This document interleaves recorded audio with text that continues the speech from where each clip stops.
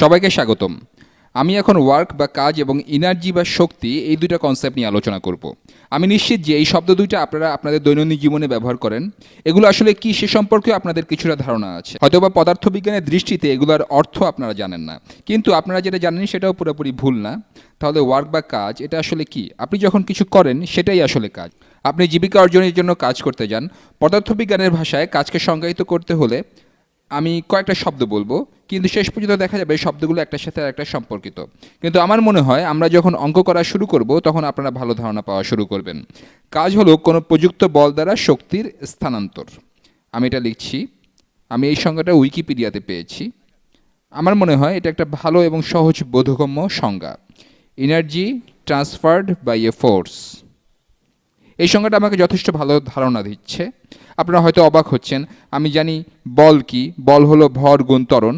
Energy বা শক্তি আসলে কি? আমি উইকিপিডিয়াতে শক্তির সংজ্ঞা খুঁজেছি। আমি যেটা পেলাম সেটা বেশ মজার। তবে একই সাথে এটাও বুঝলাম যে আসলে গতি, বল, কাজ ইত্যাদি ধারণাগুলো পুরোপুরি স্বাধীন নয়, বরং একটা আরেকটার সাথে সম্পর্কযুক্ত। উইকিপিডিয়াতে পাওয়া সংজ্ঞানুসারে কাজ করার সামর্থ্যই হলো শক্তি বা এনার্জি। তাহলে কাজ এবং শক্তির যে কোনো একটাকে সংজ্ঞায়িত করতে হলে অন্যটার সাহায্য দরকার হয়। এটা হলো অ্যাবিলিটি টু ডু ওয়ার্ক বা কাজ করার সামর্থ্য। সত্যি বলতে কি, আমি শক্তির জন্য এর চেয়ে ভালো কোনো সংজ্ঞা খুঁজে পাইনি। শুধুমাত্র এই কথাগুলো আপনাদের খুব বেশি তথ্য দেয় না, সেজন্য আমি সমীকরণের দিকে যাচ্ছি। এর থেকে আপনারা একটা পরিমাণগত ধারণা পাবেন যে এই শব্দগুলো দিয়ে আসলে কি বোঝানো হয়। মেকানিক্সে কাজের সংজ্ঞা অনুসারে কাজ বা ওয়ার্ক সমান তার সমান বল গুণ দূরত্ব। ধরে নিচ্ছি যে আমার একটা ব্লক আছে। আমি ভিন্ন একটা রং ব্যবহার করছি, হলুদ রংটা একটু বোরিং হয়ে যাচ্ছে। আর আমি একটা বল প্রয়োগ করছি। ধরলাম যে আমি 10 নিউটন বল প্রয়োগ করছি। আমি এই ব্লকটাকে সরাচ্ছি 10 নিউটন বলে আমি ব্লকটাকে ঠেলছি। 10 নিউটন বল প্রয়োগ করে আমি ব্লকটাকে ধরে নিচ্ছি 7 মিটার দূরে সরালাম। 7 মিটার। তাহলে ব্লকটা সরাতে আমি কাজ করলাম বা আমি ব্লকটাতে শক্তি স্থানান্তর করলাম। কাজ সমান এখানে বল, যেটা হলো 10 নিউটন গুণ 10 নিউটন গুণ দূরত্ব 7 মিটার। এটা সমান 10 গুণ 7 সমান 70 নিউটন মিটার। তাহলে নিউটন মিটার কাজকে প্রকাশ করার একটা উপায়। এটাকে জুল দিয়েও প্রকাশ করা হয়। আর একটা প্রেজেন্টেশনে আমি দেখাবো জুল দিয়ে আর কি কি করা হয়। জুল হচ্ছে কাজের একক, শক্তির এককও জুল। আর এরা অনেকটাই একই, তাই না?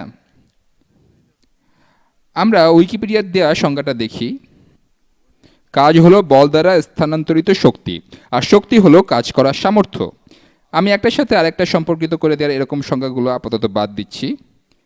আমরা এই সংজ্ঞাটা ব্যবহার করব, এটি আমাদেরকে আরও ভালোভাবে বুঝতে সাহায্য করবে আমরা কি কি ধরনের কাজ করতে পারি, আর এরকম কাজ করে আমরা একটা বস্তুকে কি ধরনের শক্তি স্থানান্তরিত করছি সেটাও বুঝব। আমরা এখন কিছু উদাহরণ দেখব।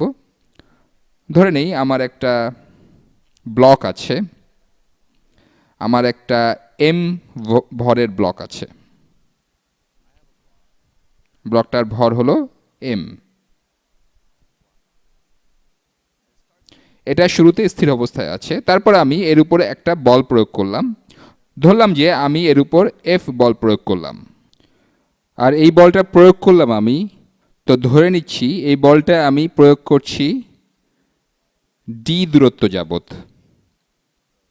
তো ধরে নিলাম যে দূরত্ব পর্যন্ত বলটা প্রয়োগ করা হচ্ছে সে দূরত্ব হলো ডি।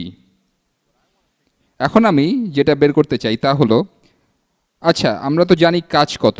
সংজ্ঞানুসারে কাজ সমান এই বল গুণ এই দূরত্ব যেখান পর্যন্ত আমি ব্লকটাকে ঠেলছি। এখন এই ব্লকটার বেগ এখানে কত হবে? এখানে ব্লকটার বেগ সমান থাকবে না, আস্তে আস্তে বাড়তে থাকবে, তাই না? আমি ধরে নিচ্ছি যে এই ব্লকটা আর এই পৃষ্ঠের মধ্যে কোনো ঘর্ষণ নেই। এই বলটা আসলে ব্লকটাকে কনস্ট্যান্ট বেগে সরাবে না, কারণ বল সমান ভর গুণ ত্বরণ। এই বল আসলে ব্লকটাকে ত্বরান্বিত করবে। যদিও ব্লকটা এখানে স্থির আছে, কিন্তু যখন ব্লকটা এই বিন্দুতে আসবে তখন এর একটা বেগ থাকবে। আমরা জানি না তা কত হবে, কারণ আমরা এখানে কোনো সংখ্যা নয় ভেরিয়েবল ব্যবহার করছি। আসুন ভি এর মাধ্যমে এর মান বের করি। কিনেম্যাটিক্সের সমীকরণগুলো আপনাদের মনে থাকার কথা। যদি মনে না থাকে তবে আগের ভিডিওগুলো দেখতে পারেন।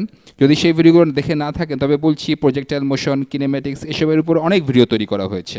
আমরা যখন একটা বস্তুর উপর কিছু দূর পর্যন্ত কোনো ত্বরণ প্রয়োগ করি তখন তার চূড়ান্ত বেগ কত হয় তা আমরা এখন বের করব। আমি ভিন্ন রং নিচ্ছি। চূড়ান্ত বেগ স্কোয়ার সমান প্রাথমিক বেগ স্কোয়ার যোগ 2 গুণ ত্বরণ গুণ দূরত্ব। আমরা এটা আগেই প্রমাণ করেছি, আমি আর সেদিকে যাচ্ছি না। এই প্রবলেমে প্রাথমিক বেগ কত? প্রাথমিক বেগ হলো 0, তাই না? তাহলে সমীকরণটা দাঁড়াচ্ছে চূড়ান্ত বেগ স্কোয়ার সমান 2 গুণ ত্বরণ গুণ দূরত্ব। আমরা ত্বরণকে বল এবং ভরের মাধ্যমে প্রকাশ করতে পারি, তাই না?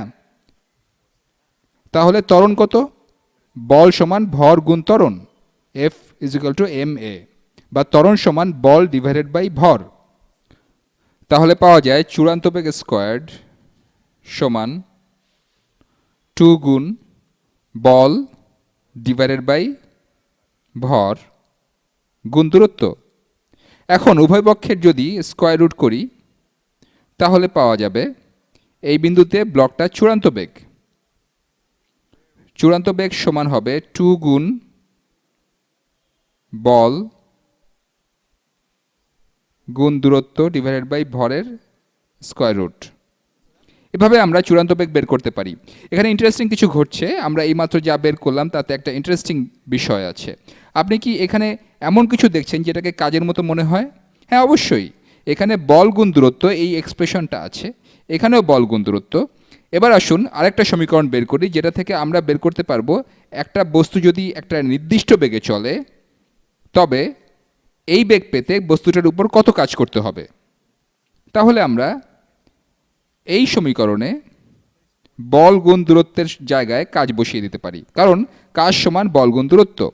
এই সমীকরণ থেকেই বের করে ফেলি যাতে আমাদের আবার বর্গ করতে না হয়। তাহলে পাওয়া যায় চূড়ান্ত বেগ স্কোয়ার্ড সমান 2 গুণ বল গুণ দূরত্ব হলো কাজ, এখানকার মানটা বসালাম 2 গুণ কাজ ডিভাইডেড বাই ভর।